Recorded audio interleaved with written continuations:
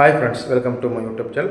So இப்போ ரீசெண்டாக வந்து பார்த்தீங்கன்னா ரொம்பவே சோஷியல் மீடியா ரொம்ப வைரலாக போயிட்டு இருக்க ஒரு விஷயம் வந்து பார்த்தீங்கன்னா, கோயம்புத்தூரில் வந்து ஒரு காதல் ஜோடி வந்து பார்த்தீங்கன்னா அந்த காதலன் வந்து வெட்டியும் இன்னொரு அந்த மாணவி வந்து பார்த்தீங்கன்னா பலாத்காரம் வந்து பண்ணியிருக்காங்க. இதை வந்து பார்த்தீங்கன்னா இப்போ இந்த 2 நாளாக வந்து பார்த்தீங்கன்னா சோஷியல் மீடியா ரொம்ப வைரலாக போயிட்டுருக்கு. ஸோ இப்போ என்ன நடந்திருக்கு அப்படின்னு கேட்டால், அதாவது இந்த காதல் ஜோடி 2 பேர் வந்து பார்த்தீங்கன்னா ஏர்போர்ட்டுக்கு பின்னாடி வந்து பார்த்தீங்கன்னா காரில் உட்காந்து வந்து பேசிகிட்டு இருந்திருக்காங்க.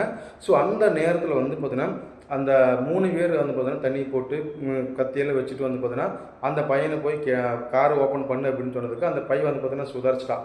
உடனே அந்த பையன் வந்து பார்த்தீங்கன்னா கார் எடுக்கலாம் அப்படின்னு சொல்லி காருக்கு எடுக்கும்போது அவங்க எல்லோரும் அந்த 3 பேரும் வந்து பார்த்தீங்கன்னா அந்த காரோட கண்ணாடியில் உடச்சி உள்ளே போய் அந்த பையனை வெளியே இழுத்து தலையிலே வந்து பார்த்தீங்கன்னா வெட்டிட்டாங்க.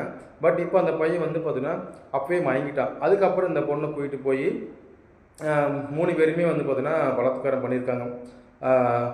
பண்ணதுக்கப்புறம் வந்து பார்த்தீங்கன்னா அவங்க 3 பேரும் வந்து பார்த்தீங்கன்னா தப்பிச்சிட்டாங்க. அதாவது சும்மா இல்லைங்க, ரொம்பவே கொடூரமாக வந்து பார்த்தீங்கன்னா அந்த பொண்ணை வந்து பலாத்காரம் பண்ணியிருக்காங்க.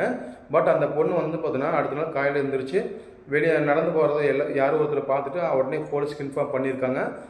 அங்கே உடனே போலீஸ் அவங்க வந்து பார்த்தீங்கன்னா அந்த பொண்ணுக்கு வந்து துணியெல்லாம் கொடுத்து போட சொல்லிட்டு விசாரிக்க ஆரம்பிச்சிருக்காங்க. விசாரிக்க ஆரம்பிச்சதுக்கப்புறமா அந்த பொண்ணு நடந்த எல்லாத்தையும் சொல்லியிருக்காங்க.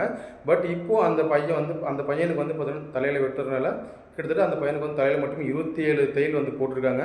பட் இப்போது அந்த அந்த எல்லாத்தையும் சொன்னதுக்கப்புறமா அந்த போலீஸ் அவங்க உடனே வந்து ஆக்ஷன் எடுத்து, அதாவது 24 மணி நேரத்தில் அந்த 3 பேருமே பிடிச்சிருக்காங்க. அதாவது பிடிக்கிறது இல்லாமல் சுட்டிருக்காங்க.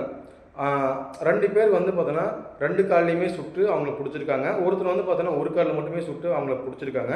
இவங்க வந்து பார்த்தோன்னா காலில் சுட்டுறதுக்கு நேரடியாக வந்து பார்த்தீங்கன்னா தலையிலேயே சுட்டுருக்கலாம், இல்லை நெஞ்சில் சுட்டுருக்கலாம். ஏன்னா அந்த மாதிரியான ஒரு கொடூரமான அந்த 3 பேர் அந்த மாதிரி விஷயங்கள் பண்ணியிருக்காங்க. ஸோ இதை பற்றி இப்போ வந்து பார்த்தீங்கன்னா சோஷியல் மீடியா ரொம்ப வைரலாக போயிட்டுருக்கு.